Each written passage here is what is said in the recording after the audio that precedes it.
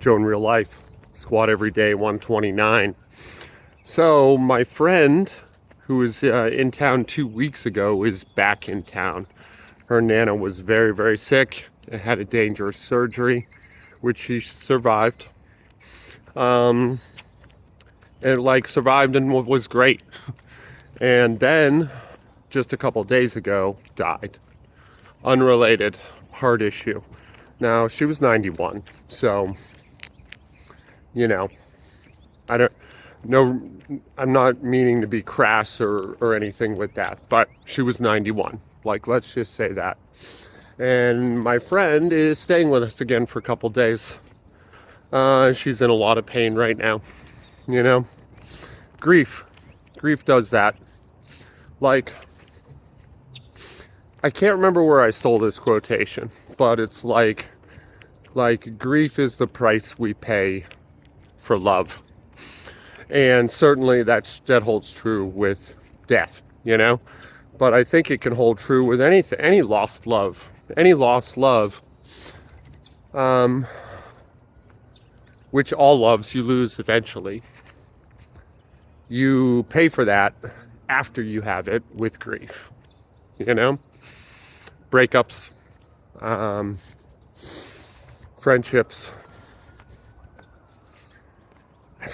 everything, And what can you do? What can you say to somebody that's going through that?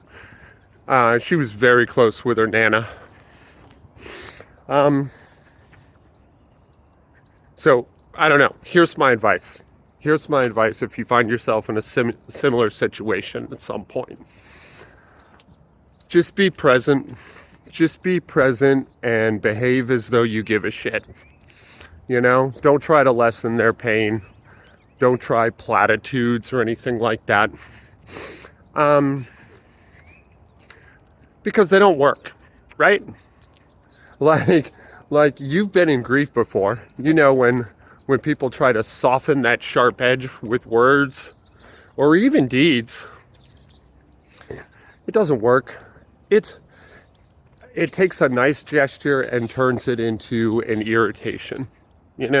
Just be present, just be available, and you give a shit, so behave as though you do, right? What else could you do? The pain's got to be felt. There's no other way, and they've got to do it, and they've got to carry it alone. Shared pain, I suppose, with family is different. I won't speak to that because it's so wildly different and so individual that maybe there isn't any good tactic. But if you're somebody's friend who's suffering like that, just be their friend, man. Just be their friend. Talk, listen, be available, give a shit. That's it. I'm still really sore. I'm moving a little better today. My training's been deprioritized almost all month. Life, family, work has been beating me up a little bit. And honestly, I'm really happy about it. In the past, I think I've been pretty intolerant of life being a nuisance to the things that I want to do. Almost always training. And I've been training for over 25 years. I know you're probably thinking, you're like, Jesus, you're a shitty weightlifter for training 25 years. I haven't trained in weightlifting. Weightlifting's relatively new. I was a runner. I was a yoga teacher. I was a big calisthenics guy, which I haven't done in forever. But I used to do crazy reps in calisthenics. And now I like weightlifting. I just like it. And yeah, usually I'll get on a kick, and then anything that interrupts my kick, I'm fucking up to here. I'm up to here with it, But lately, it's been fine. It's been totally fine. I only got time for a short little workout today, which seems to be my mantra these last few weeks. But I'm totally okay with it. It's like I'm at a low boil, Just a low rolling boil. The water's really hot, but it's not stupid hot. And it isn't going to evaporate anytime soon. And maybe that's my temperature, man. Maybe I finally found it after all these years. Like, that's the sweet spot where I can do my work, I can enjoy my work, and I can push it aside and do my job and do my family and do my life. I played video games last night. I played Skyrim. I haven't played video games in months. I just had some time. And I was like, I'm going to start Skyrim over again. Like, normally I'd go downstairs and jump rope or fucking do some screwball lift, you know, just say, oh, I got a spare minute. Why don't I run down to my dungeon and make my life miserable? I played Skyrim. I don't even know why. I'll tell you what, it was fun. I really liked it. I put it on survival mode. It was really hard on survival mode. It was like, my little dark elf was having a pretty rough time. I don't know, what do you want to do next? You want to do some squats? You want to do Zercher squats today? I kind of want to do Zercher squats. Let's go do some Zercher squats. Maybe some goblet squats too. See you soon. Hey, thanks for listening. That was kind of a ramble today. I'll see you in a minute. So this entire workout took me probably 45 minutes. And I'm not including the whole thing. I kind of jumped around a lot. It was kind of sporadic, chaotic, random. You know, I opted for box squats instead of pin squats. I think I just like box squats better. This is my high box. It's about 17 inches, a hair less. And it's roughly the same height as my pin.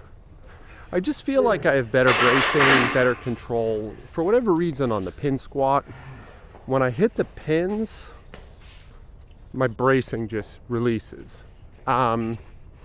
And I'm sure I could train that out. And in fact, next week, I'm going to work on it in a more deliberate fashion. But I like the box better. So I'm just doing sets of 3. I'm running up to a max. And I accidentally hit a PR. I didn't even realize. I PR'd at 255 for 3, which is only a 5-pound PR. But it's pretty good for an accident, right? You know? I was kind of in a rush, kind of in a hurry. I'm starting, well, it's the same job, but in a different capacity tonight. Plus I have my friend, like I went on about earlier. And, you know, I want to be of service today before I go into work. And I'm a little stressed out about work. I just have like regular nerves about it. So this, it ended up transferring into my workout. It became sort of manic. And I don't know, I got good results, but also my jumps were too big. And I definitely feel like I might throw up now. You know, like I definitely stirred my stomach up a little more than I wanted to. 215 for 3. I'm watching it for the first time, same as you right here. And if I'm remembering right, I was shocked by how good it felt and how in control. Yeah, I do not hate those reps at all. There's some rocking that's taking place, but that's pretty natural with the box. It's kind of hard to stop its momentum, like, because you're trying not to pitch forward so that when you hit a full stop, the bar's momentum will pull you back a little bit. Now, yeah, 235. All right, I want to watch this too. This is where it started to feel uncomfortable. And I got a little discouraged, but I also didn't realize that this is pretty close to my box squat max, or my old box squat max. 255 for 3.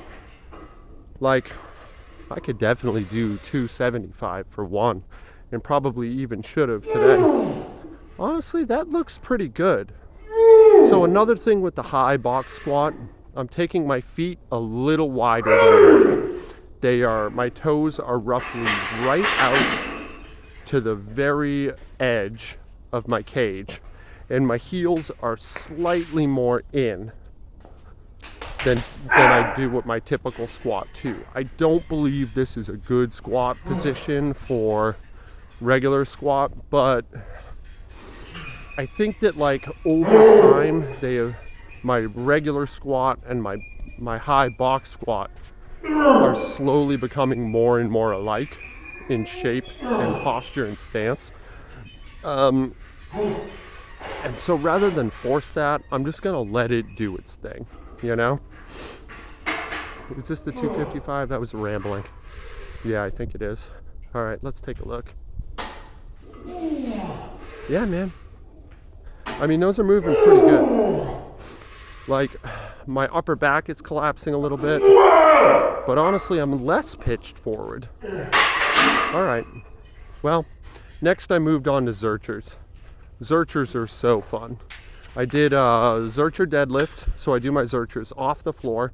If you haven't played with Zerchers, definitely give this a try.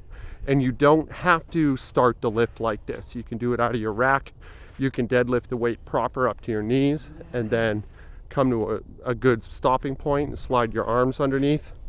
I like doing it from the ground. I think it's just fun and weird. And some of you were asking if I had any tips, like if your bottom squat position is a little more advanced than my last tutorial and you need something to help you kind of go farther or kind of get stronger in that shape without maybe actually getting deeper. And I definitely recommend Zerchers. Like just the bar, just 45 pounds. Pick it from the ground, get into a low squat position, load it in your elbow crease, and don't even stand up with it. Just move from the bar kind of in front of your shins to behind your knees and stay in a low squat and move back and forth like that for reps. I'll make a video showing that at some point. That's a little complicated. 135. I'm trying to do these in a kind of tempo fashion, although they look a little fast. I was trying to be tempo conscious. And yeah, that moved easily. A little lazy Jefferson curl back to the ground if mobility allows. Otherwise, just get down on that squat position again. You know, James Fuller teaches these on his YouTube and Instagram. And one of his rules is just load the bar from the floor. Whatever the lift is, load it from the floor.